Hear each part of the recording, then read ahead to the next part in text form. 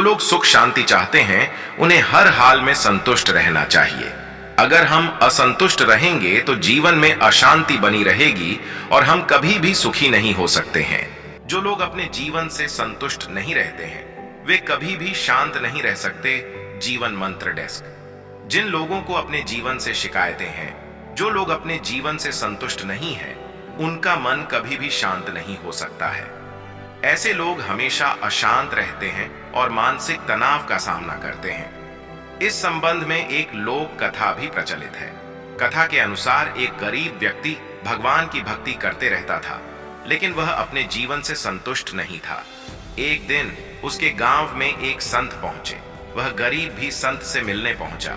गरीब व्यक्ति ने संत को अपने सभी परेशानियां बता दी। संत ने उसे एक मंत्र बताया और कहा कि रोज इस मंत्र का जाप करना। संत की बताई विधि से गरीब व्यक्ति मंत्र जाप करने लगा। कुछ ही दिनों के बाद भगवान उसकी भक्ति से प्रसन्न हो गए और उसके सामने प्रकट हुए। भगवान ने उससे कहा कि हम तुम्हारी भक्ति से प्रसन्न हैं, वर मांगो, तुम्हारी हर इच्छा पूरी होगी।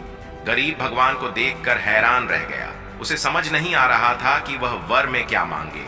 उसने भगवान से कहा कि अभी मुझे कुछ समझ नहीं आ रहा है, कृपया आप कल फिर प्रकट हों।